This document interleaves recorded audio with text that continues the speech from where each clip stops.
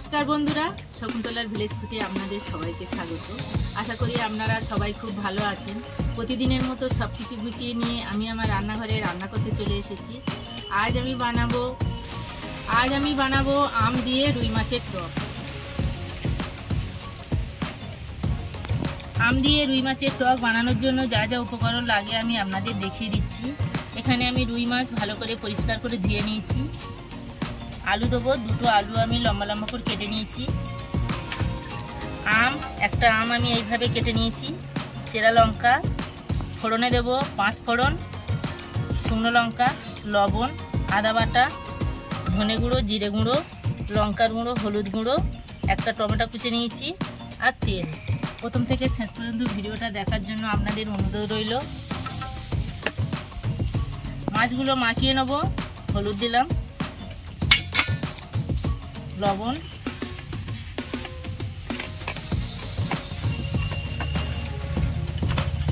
মাছ ভালো করে মাখিয়ে নিয়েছি। উনুন ধরিয়ে নিয়ে কড়া বসিয়ে দিয়েছি। কড়া গরম হয়ে গেছে, তেল দেব। তেল গরম হয়ে গেছে, মাছগুলো ভেজে নেব।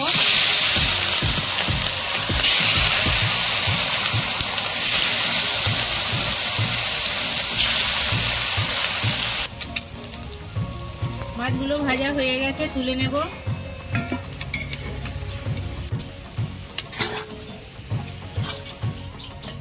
ওই মাছ ভাজার তেলের মধ্যে আমি আলুগুলো ভেজে নেব।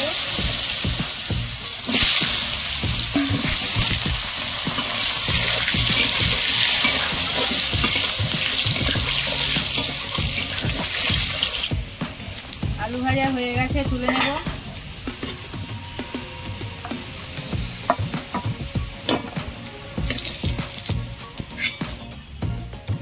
ফোড়নে একটা শুকনো লঙ্কা আর 5 ফোড়ন দিলাম। চেরা কাঁচা লঙ্কা দেবো,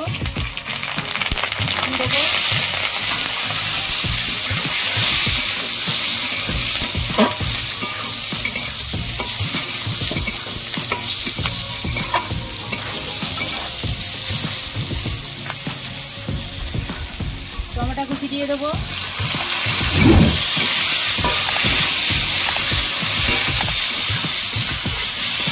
তেলের মধ্যে ভালো করে ভাজা করে নেব।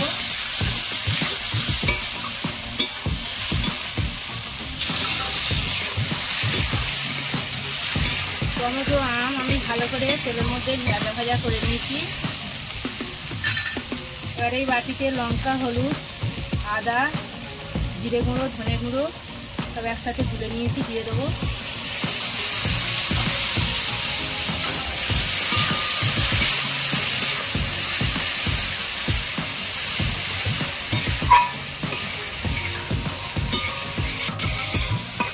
মশলাগুলো ভালো করে আমি কষিয়ে নেব।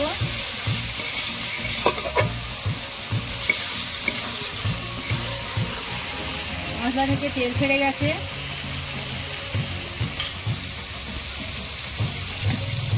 ওই গ্রেভির মধ্যে আমি আলুগুলো দিয়ে দেবো।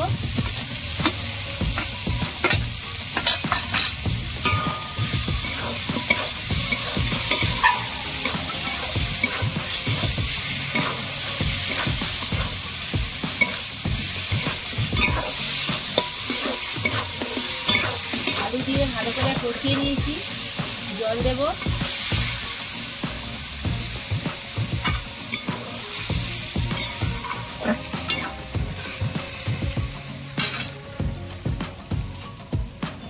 লবণ দেব।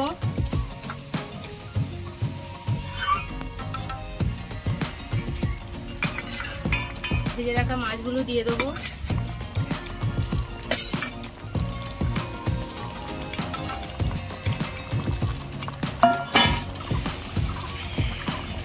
চিনি দেব।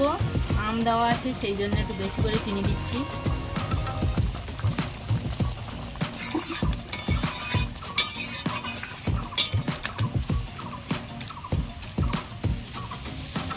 আম দিয়ে রুই মাছের টক একদম রেডি। এবার আমি নামিয়ে নেব।